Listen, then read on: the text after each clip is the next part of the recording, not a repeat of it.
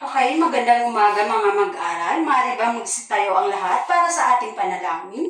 Binibini, maaari mo bang paunahan ang ating panalangin? Okay, maraming salamat. Muli, magandang umaga mga mag-aaral. Bago kayo magsiupo, ayusin muna ang inyong mga upuan at pulutin ang mga basura na nagkalat sa sahig at umupo ng tuwid. Ngayon, maaari na kayong umupo. Magpapakilala muna ako. Ako nga pala ay si Binibini Norhaipa Engal, ang inyong magiging guro sa araw na ito. Class, sinong ating kalihim? Binibini, may lumiban ba sa klase? Mabuti naman kung ganon. Narito ang ating layunin na kinakailangan matamo pagkatapos ng ating talakayan.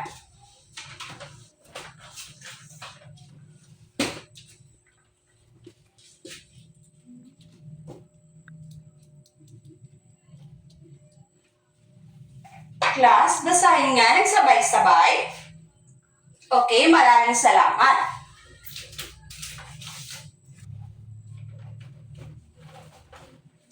Bago ang lahat, magkakaroon muna tayo ng gawain kung saan ipapangkat ko kayo sa dalawang pangkat.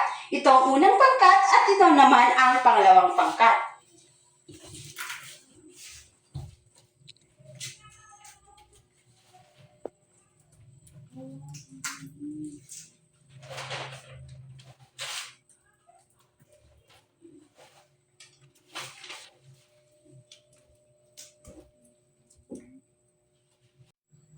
Okay, meron dalawang kulay dito. Ang gagawin nyo lamang ay babasahin ng pangkat isa ang kulay na rosas at ang pangalawang pangkat naman ay ang kulay na dilaw. Maliwanag ba mga mag-aaral?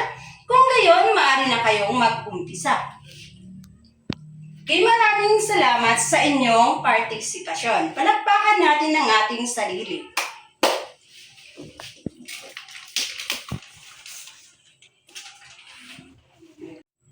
Okay, class, mula sa nagawa nating aktibidad, tungkol saan kaya ang ating paksang tatalakayin? Ginoo, maaari ka bang tumayo at sagutin ang aking katanungan? Tumpa, Ginoo, bigyan natin ng 3 bagsak. Ang ating paksang tatalakayin ngayong araw ay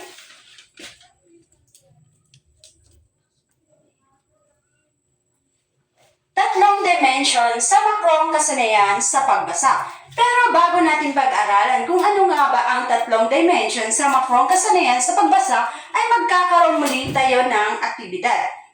Kung saan, meron akong 3 teksto dito. Ang gagawin nyo lamang ay ilalagay nyo ito kung saan naangkop ang mga kahulugan. At kailangan ko lamang ng 3 representative upang magbigay ng kanilang sariling opinyon batay rito.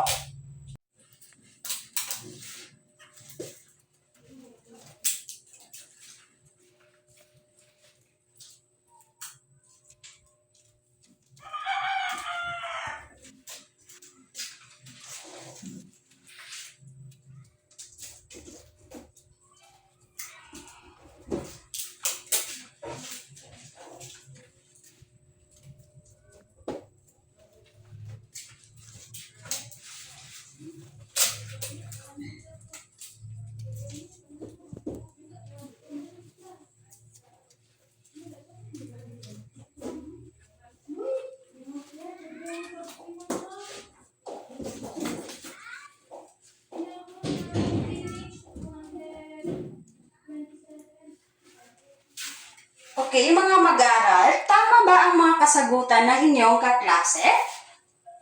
Okay, bigyan natin ng 3 bagsak. Okay, class, tama ba ang ginawa ng inyong mga kaklase? Kung ganon, ito ay ating susuriin kung tama ba ang kanilang mga kasagutan.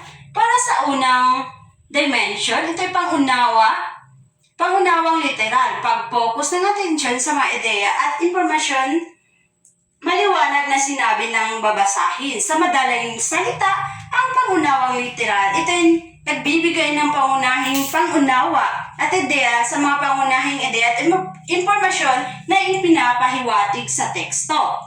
At ang pangalawa ay pagbibigay ng interpretasyon. Ito ay pagbasa sa mga pagitan ng mga pangungusap kung kwento at mga taludtod kung tula. Ito ay mahalaga sapagkat dito nauuna natin ng mas malalim ang isang teksto at nagbibigay ito ng pagkakataon upang mas pagbigay sa atin ng malinaw na pagpapahiwatig. Ang pangatlo ay ang mapanuri o critical na pagbabasa. Ito'y pagbibigay halaga sa katumpakan ng pagbasa, tiyakin kung may kaugnayan nito sa isang partikular na suliranin. Ang mapanuri o critical na pagbasa ay nagbibigay daan upang mas maging malawak ang ating perspektibo sa ating binabasang teksto at nakakatulong ito sa mga mambabasa upang mas lalo nilang maunawaan ang kanilang binabasang teksto.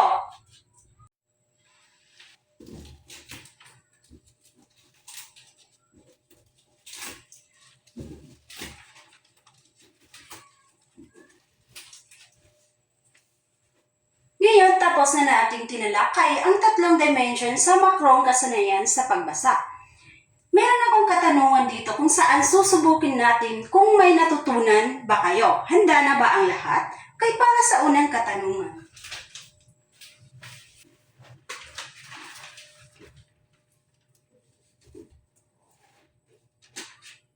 Pinibini, maaari mo bang basahin at sagutin ang katanungan? Okay, magaling. Bigyan natin ng tatlong bagsak. Okay, sa madaling salita, sa pamagitan ng pagtukoy at pag-unawa sa mga pangunahing ideya ng bawat talata ay mas lalo nating maunawaan ang ating binabasa at nagkakaroon tayo ng ideya at impormasyon batay sa mga binabasa nating teksto. Maliwanag ba mga mag-aaral? Okay, ngayon dadako tayo sa pangalawang katanungan.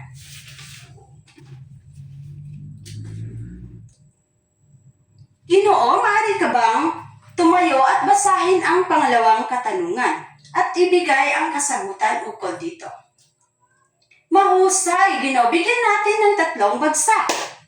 Sa madaling salita, mahalaga ang pagbibigay din sa mahalagang detalye dahil dito natin nalalaman ang iba't ibang pangyayari sa isang teksto. Ito din nakakatulong upang maging perspektibo tayo sa mga pangunahing tauhan sa kwento.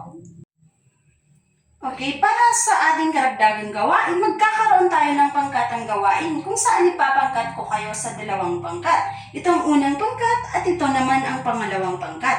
Ang gagawin niyo lamang ay pipili kayo ng dalawang dimension at gagamit ang diagram. Ang gagawin niyo lamang ay paghambingin niyo ang pagkakaiba at pagkakatulad ng dimension.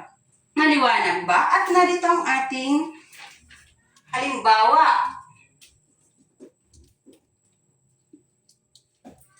Okay, maaari na kayo mag-umpisa at bibigyan ko lamang kayo ng 3 minuto. Mga mag-aaral, tapos na ang 3 minuto, maaari na pumunta sa unahan ng unang pangkat. Magaling, unang pangkat ang inyong ginawa. Bigyan natin ng 3 bagsak. Para naman sa pangalawang pangkat, maaari na kayong mag-umpisa.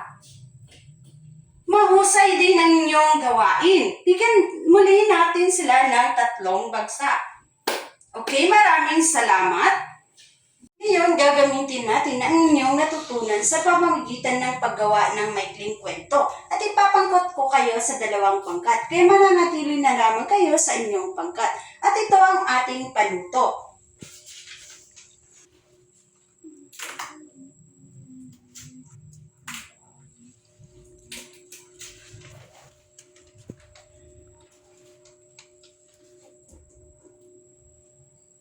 Okay, class, basahin nga ng sabay-sabay ang ating panuto.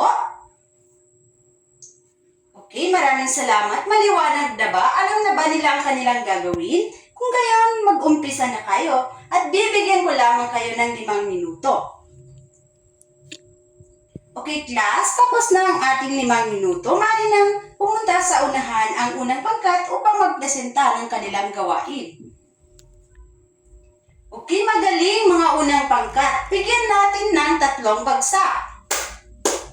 At ang pangalawang pangkat naman ay maaari nang mag-umpisa.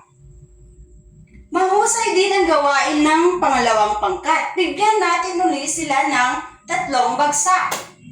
Okay, maraming salamat dahil marami kayong natutunan sa ating talakayan.